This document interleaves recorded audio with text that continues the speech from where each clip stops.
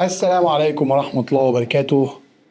رجعنا لكم تاني بعد راحة كده، لأن الأحداث سريعة والوزارة مش مستنية علينا، يا دوبك على طول أعلنت لك على نظام البكالوريا الجديد. طبعا النظام تم الإعلان عليه كامل. تعال نبص مع بعض النظام ده إيه اللي فيه، نحاول نفهمه سوا ونحاول نبسطه قوي ونشوف هنختار إيه. ببساطة قوي أنا لو طالب في ثالثة إعدادي قدامي ايه لما اجي ادخل ثانوي؟ داخل ثانوي عام، فعندي مسار من اتنين: يا اما ثانويه عامه القديمه اللي احنا عارفينها بتفاصيلها كامله، اللي هي اولى وثانيه وتمتحن في ثالثه، وتم تخفيف بقى من 7 مواد ل5 مواد في ثالثه، اللي هو بقت عربي وانجليزي ومواد التخصص الكامله بتاعتك. جميل. او بختار النظام الجديد اللي هو اطلقوا عليه البكالوريا، اللي هو يبدا من اولى ثانوي، والوزاره شرحته وكان مبهم حبه مع ناس كتير. تعال نشوف تفصيلا النظام ده هيمشي ازاي لو انا اولى ثانوي وهعمل ايه. انا مش جاي اقول لحضرتك ايجابيات او سلبيات، انا جاي اتكلم معاك هو النظام محطوط ازاي، وبعدين نتناقش مع بعض، وانا هتناقش في كذا نقطه، النقط بالترتيب كده.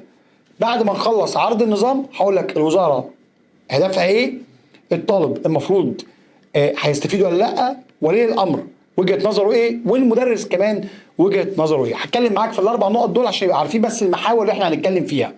بشويش بقى نمسك مع بعض اول صوره الوزاره شيرتها لنا. قال لك ايه؟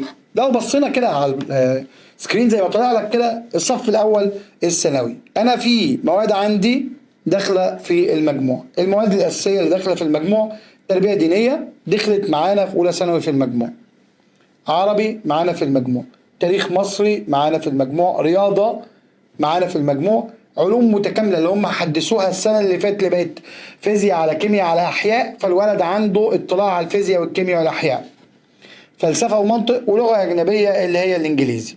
جميل. مواد خارج المجموع: لغه اجنبيه فرنساوي الماني ايطالي، عيش بقى انت زي ما انت عايز، وبرمجه وعلوم حاسب. ده بالنسبه للطالب بتاع اولى ثانوي. اللي ما اتقالش هي مقسومه ترمين ولا لا، ما نعرفش، عايزين نعرف هي مقسومه ولا ترمين ولا لا. اللي ما اتقالش كمان المدارس اللغات والخاصه الهاي ليفل بتاعهم هيختلف ولا هو زي ما هو. برضو اللي احنا لسه ما نعرفوش وعايزين تفسير فيه كويس قوي، لان احنا عايزين نبدا نسال اسئله والاسئله ترد علينا فيها. يعني هل المواد دي هي بعد ما هيتم تعديلها كلها، ولا زي ما هي نفس المناهج؟ لان هنقف على النقطه دي كتير جدا. طيب ده بالنسبه لطلبه اولى ثانوي، يبقى مفيش اي تصنيف في اولى ثانوي، كل الطلبه زي بعض. خلصنا اولى، يلا بقى نخش على البكالوريا بقى بجد بقى. اولى كلنا زي بعض، مفيش اي اختلاف خالص. تانية بقى وتالتة هتختار ماده الاول المواد الاساسيه في جميع التخصصات على كل الطلاب. ايه؟ عربي بقى من 100 درجه، والتاريخ 100، والانجليزي 100. خلاص كده. انجليزي او فرنساوي طبعا انت اللغه الاولى بتاعتك ايه، الاجنبيه بتاعتك يعني، ماشي، بس التوتال العام كلنا هيبقى انجليزي. طب جميل. منهج العربي ده ايه؟ هل هو منهج تانية وتالتة مع بعض مضمومين وخلاص، ولا هيتم اختراع كتاب جديد وتخليص الكتب من الحشو اللي فيها، وتوفير مادة علمية يتم تدريسها في الفترة الزمنية الدراسية بتاعت السنة؟ طيب نفس الكلام التاريخ المصري ده ايه؟ واللغة الإنجليزية اللغة الأجنبية الأولى ده ايه؟ هل هو منهج تاني وتالتة اتضموا مع بعض، ولا نفس الكلام اللي قلناه على العربي؟ وهل هيتم توزيع منهج تالتة على اولى وتانية، ولا هتمشي ازاي؟ احنا عايزين ده تفسيرات احنا ما اتقلناش عليها حاجه خالص، كولي امر كمدرس كمواطن مصري. يعني قولوها زي ما تقولوا، دي اسئله احنا محتاجينها. ما تركزش النظام هو حلو ولا وحش، مش هنعرف حلو ولا وحش غير لما يتم تجريبه ويتم قياس الامتحانات. يعني ما حدش هيضحك على حد، لا خالص خالص. نشوف المناهج النازله ونشوف الامتحانات، فمش هنحكم على النظام دلوقتي، خلينا نفهمه بس الاول، نفهمه مع بعض. طب انا طالب داخل عايز ادرس المواد العلميه، فعندي بقى طب وعلوم، اظن دي التخصصات بتاعت كليه الطب. الهندسه طبعا دي بتاعت التخصصات بتاعت كليه هندسه، والاعمال والاداب والفنون دي كده دخلنا بقى في المواد الادبي. يبقى في 2 ادبي و2 ايه علمي. نبدا بالعلمي عشان هم حاطينه على اليمين. الطب وعلوم الحياه في سنه ثانيه هيدرس الرياضه او الرياضيات والفيزياء. ويجي هو نفس الطالب في ثالثه هيدرس احياء وكيمياء. انا ما اعرفش ايه مستوى رفيع دي، بس اظن هي الاحياء بتاعه ثانيه وثالثه مع بعض مع تنظيف المناهج من الحشو بتاعها. لسه بقول لك دي احنا لسه عايزين تفسير فيها كتير. طب انا في ثانيه عايز هندسه، هاخد كيمياء وبرمجه، دي ماده جديده. هنشوف ايه الكيمياء والبرمجه دي. طيب في ثالثه مقابل دي ايه؟ هاخد رياضات برضو بس مستوى رفيع، وفيزياء مستوى رفيع. هو كاتبها مستوى رفيع، لسه كلمه فيزياء مستوى رفيع ما نعرفش منهج ايه. بس اظن الرياضات دي اللي هي بتاعت تانية وتالتة، فاكرين لما كان قاسمين المنهج، قاسمين ثانويه عامه على 2 سنتين تانية وتالتة، كان رياضه 1 ورياضه 2. اظن هي نفس الكلام، رياضه 1 ورياضه 2. واتمنى ان الوزاره تشيل برضو الحاجات اللي فيها لغط كتير وما عادتش مفيده قوي للطلبه.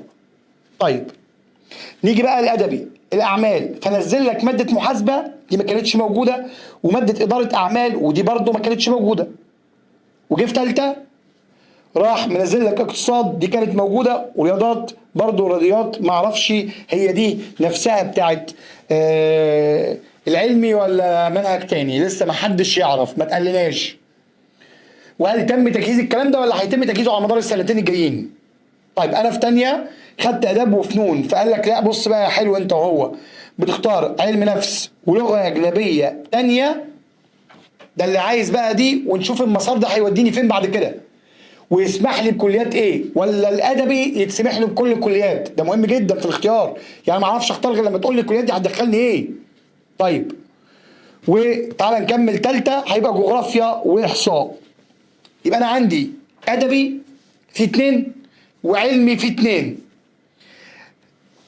علوم ودي الكليات العلميه مش هندسه، العلميه هيبقى في ثانيه طب وعلوم حياه هياخد رياضه وفيزياء، وفي ثالثه هياخد الكيمياء والاحياء. الخلاصه بقى، وبتاع هندسه هياخد كيمياء وماده جديده اسمها البرمجه اللي هي اي سي تي في الاي جي، ورياضه 2 اللي هو الجزء الثاني، وفيزياء برضو ما درسهاش هو في ثانيه، هيدرسها في ايه؟ في ثالثه. طيب الادبي عندنا اعمال بقت كل المواد بتاعته محاسبه واداره اعمال على ثانيه وثالثه، وثالثه هياخد اقتصاد ورياضه.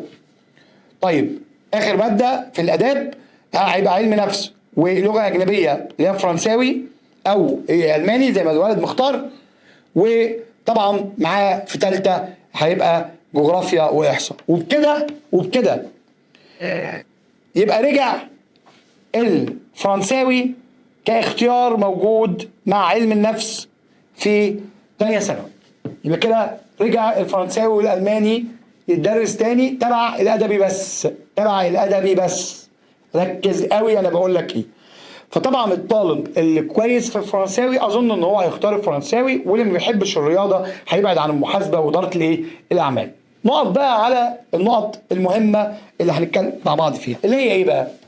انا كطالب وولي امر لازم ابقى عارف هل المسارات دي هتحدد لي كليات معينه ادخلها ولا لا. اظن ان بتاعه العلميه اللي هي اول واحده الطب والعلوم الحياه دخلك الكليات العلميه بس اللي هي الطبيه بس، ونشوف بقى هتفتح كليات ايه.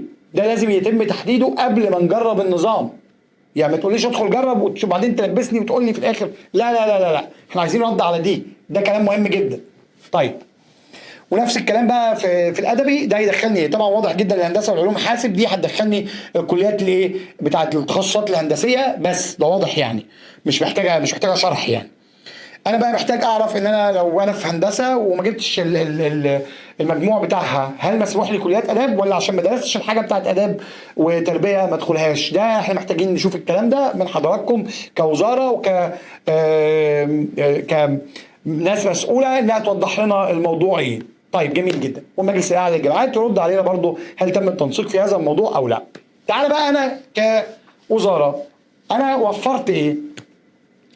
انا وفرت للطالب ان هو من حقه ان هو يحسن الماده، وحتى لو هيدفع ال 500 جنيه فمش هنختلف قوي في موضوع المبلغ اللي هيدفع، لان في دروس بتدفع وفي منصات بتدفع، فما فيش مشكله في تحسين الماده ب 500 جنيه. ماشي، لا في ناس هتعترض على الكلام ده. انا بقول لك ما تم توفيره، ما بقولكش رايي انا، بقول لك ما تم توفيره من الوزاره.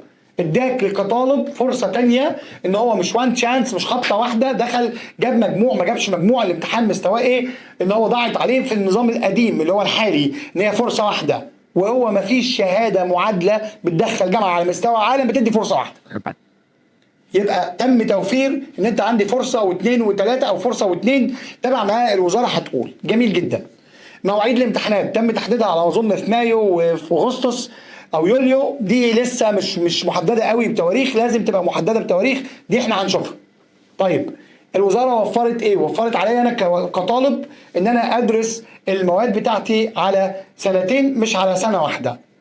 طيب المطلوب من الوزاره ايه؟ مطلوب من الوزاره الكم بتاع الماده، مستوى الامتحانات هيتم تجهيز نماذج استرشاديه او كتب تقويم للطالب يبقى عارف مستوى الامتحان هيبقى ايه قبلها قبل ما يدخل. ده مطلوب من الوزاره يبان هذا الكلام.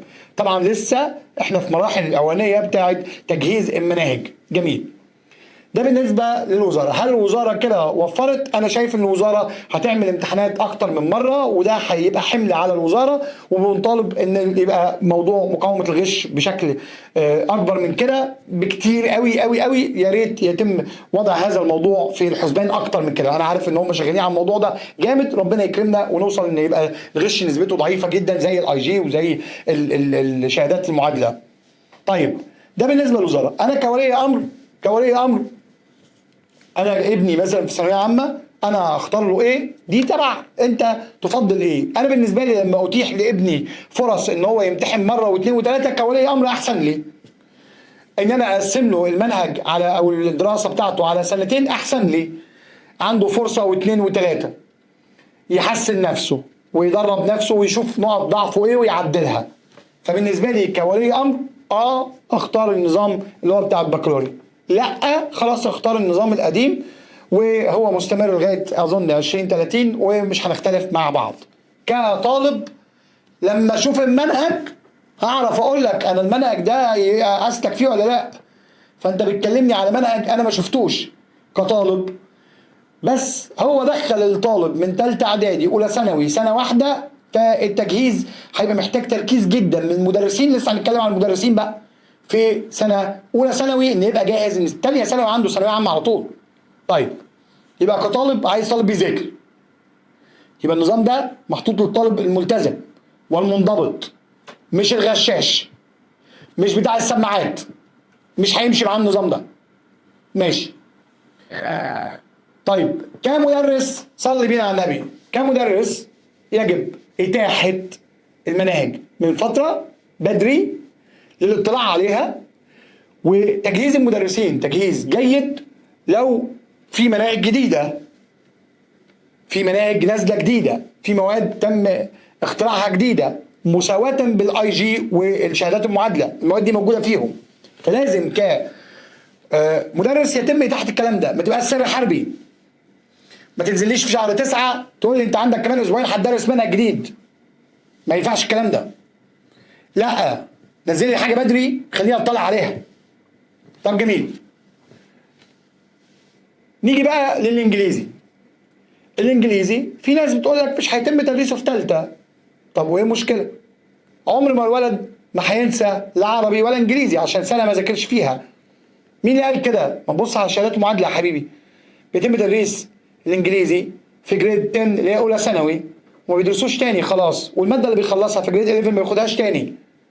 هو كورس، اهم حاجه ان الكورس يكون مستواه حلو يسمح للطالب ان هو يعرف لما يدخل جامعه يشتغل بالماده دي. ده اهم حاجه عندنا. مصلحه ابني كطالب وكمستقبل بلد ان الاولاد يبقوا جاهزين. طيب ده بالنسبه للاربع محاور اللي احنا قلنا هنتكلم فيها. كده يا رب اكون وضحت لكم الصوره كامله المتاحه الى الان. اما مهاجمه النظام البكالوريا او الاتفاق معاه، ما ينفعش تهاجم حاجه من غير ما تجربها. ولادنا مش في حقل تجارب، امال هنجرب على مين؟ مش فاهم. ما احنا قعدنا نجرب نظم تعليميه كتير يعني واضح ان فيها حاجات كويسه وحاجات لا، لكن ده نظام مشابه جدا جدا جدا للاي جي، قريب منه. اذا تم تنفيذه عدل وصح هننتج طالب يعرف يشيل البلد دي عدل. ده من الاخر. دايما الناس بترفض التغيير. تعالوا نبص مع بعض على المناهج ونحكم. انت حكمنا ليه من قبل ما اشوف المنهج؟ اذا المنهج صعب ان يتم استيعابه في الفتره دي هنتكلم بقى. عشان كده بقول لك وريني منهج بدري، هنشوف المنهج ده ايه، هل الاولاد يتحملوه؟ وزي ما قلنا تاني، واضح جدا ان هذا النظام محطوط للطلبه اللي بتذاكر بس، وده حلو قوي.